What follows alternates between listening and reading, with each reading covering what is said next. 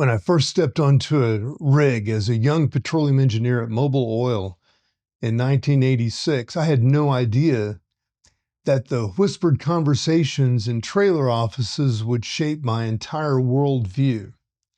The old hands, men who'd built empires from West Texas to the North Sea, shared something they rarely discussed in boardrooms. The biggest wells aren't always the best. Sometimes, son, the sweet spot is smaller than you think.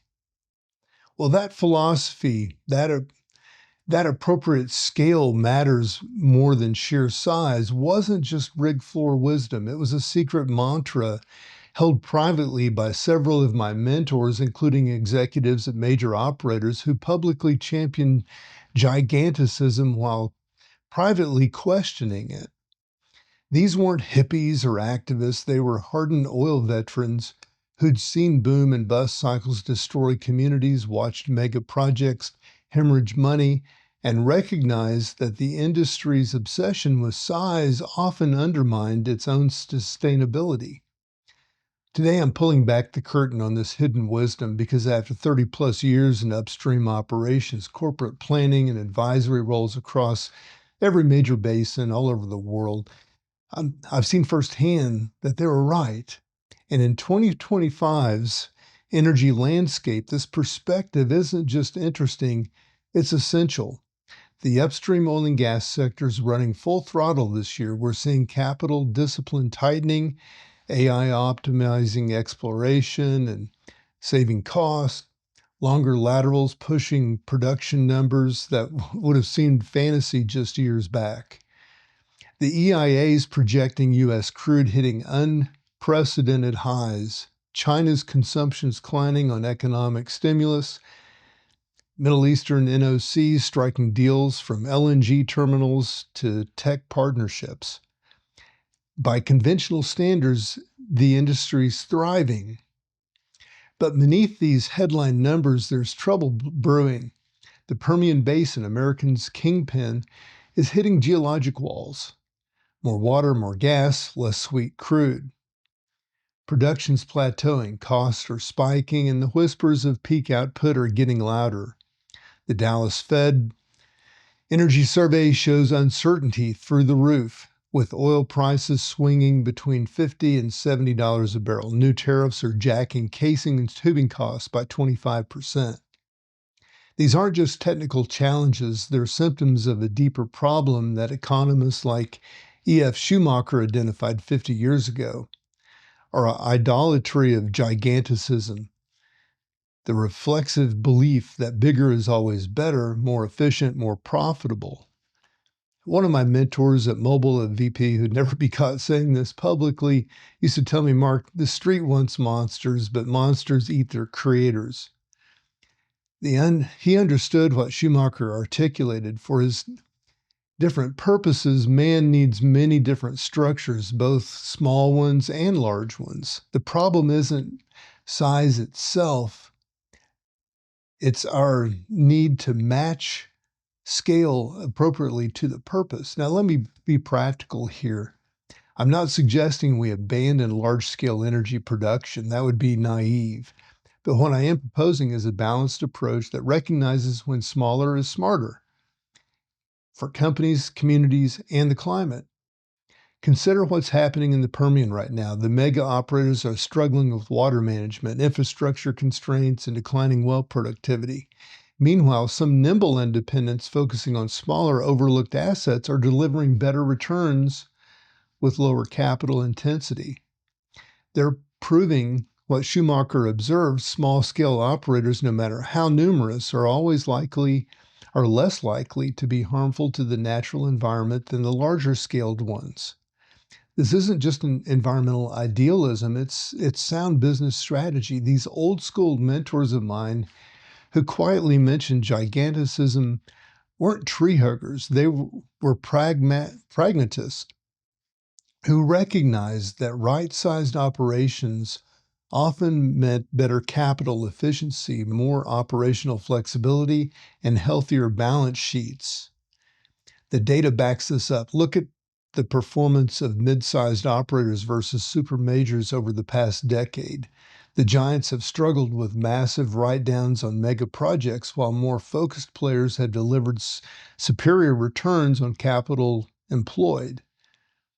As one former shale executive told me in the 90s, the dinosaurs got big, Mark, but the mammals inherited the earth. Now, let's talk solutions. What does appropriate scaling look like in today's energy landscape? First, it means rethinking development strategies. Instead of always chasing the biggest projects, consider the local value chain. A smaller reservoir with existing infrastructure nearby often outperforms monster fields requiring billions in new pipelines and processing facilities. One mentor at Mobile taught me to calculate full cycle economics, not just IP rates, wisdom that's saved me from countless boondoggles. Second, it means embracing technological modularity. The industry is moving towards standardized, repeatable designs that can be scaled up or down as needed. This approach, which Schumacher would have applauded, reduces capital risk, shortens cycle times, and allows companies to adapt to volatile market conditions. I've seen modular gas processing units deployed in the Bakken that paid out in months rather than years because they matched capacity to actual production. Third, it means localizing where possible. The most resilient operations I've witnessed are those deeply integrated with their communities. When a company sources services locally, trains local talent, and builds infrastructure that serves both its needs and the communities, it creates a virtuous cycle. During downturns, these operations tend to survive while the footloose giants cut and run. The Department of Interior is loosening the reins on offshore development, creating opportunities for those ready to ride the waves. But before rushing in, ask yourself, what's the right scale? Is a massive deepwater platform the answer, or would a cluster of smaller standardized facilities spread the risk and accelerate time to market? Russian pipeline gas is undercutting LNG in Europe, clocking in at $6 to $8 per million BTU compared to LNG imports at $10 to $15. The price differential isn't just about transportation costs, it's about scale and complexity. The LNG value chain, with its massive liquefaction trains and regasification terminals, embodies the gigantism Schumacher warned against. It works, but at what cost? Another one of my mentors who ran international operations for a major in the 90s confided, "We build cathedrals when chapels would do." But he wasn't against LNG, but helped build some of the first plants. But he recognized that the industry's bias towards monumentalism often led to gold plating in stranded assets. The alternative isn't abandoning global gas trade. It's right sizing it. Smaller standardized liquefaction units, floating regasification that can be redeployed as markets evolve. Hybrid systems that combine pipeline gas with peak shaving LNG. These approaches embody what Schumacher called an articulated structure that can cope with the multiplicity of small-scale units. Now, I know what some of you are thinking. That sounds great in theory, Mark, but Wall Street rewards size. It's all about the fees, right? Investors want scale. How do we change that? That's a very fair question, and it's one that my mentors have also wrestled with over the course of their careers. And the answer lies in redefining what we measure and how we communicate value. When we focus exclusively on reserve additions and production growth, we incentivize gigantism regardless of returns. But when we emphasize capital efficiency, operational flexibility, and risk-adjusted returns, the calculus changes. Some forward-thinking E&Ps are already making this shift. They're touting their capital discipline and their ability to generate free cash flow across price cycles, their reduced environmental footprint. And investors are starting to listen. The market's rewarding the resilience over raw size, a trend accelerated by the volatility of recent years. This isn't about abandoning growth, it's about smart growth. And one of my mentors said, better to be in a healthy middleweight than a bloated heavyweight. He built a mid-sized independent that survived 3 downturns while many larger competitors went bankrupt or were acquired at pennies on the dollar. Schumacher wrote, "For constructive work, the principal task is always restoration of some kind of balance." That's what I'm advocating here, not an extreme position, but a balanced approach that recognizes both the virtues of scale and its limitations. The conventional wisdom says bigger is better, more efficient, more profitable. Schumacher challenged this directly. If we make a list of all the most prosperous countries in the world, he said, we find that most of them are very small, whereas a list of all the biggest countries in the world shows most of them to be very poor indeed. This pattern repeats in energy. The most resilient systems aren't always the centralized behemoths, but distributed networks that can adapt, evolve, and serve local needs. Yet we need to keep building energy mega policies, giant fields, sprawling refineries, 1,000-mile pipelines, when sometimes smaller and more nimble systems would be better to serve both shareholders and stakeholders. I've seen the human cost of this fixation on size, towns booming when the rigs arrive, then collapsing when they leave, families torn apart, communities hollowed out, all because the energy infrastructure serves different markets rather than local needs. As Schumacher noted, nothing succeeds like success, and nothing stagnates like stagnation. The successful province drains the life out of the unsuccessful. This isn't just a social problem, it's a business problem. When companies extract value from communities without building lasting infrastructure, they create opposition that eventually constrains their license to operate. I've watched this play out from the Marcellus to the Middle East. The giants push in, extract, and then leave, then wonder why the next project faces resistance. The alternative is what several mentors and colleagues practice quietly: community-scale development, matching production capacity, building infrastructure that serves both company and community needs, training local talent rather than importing it.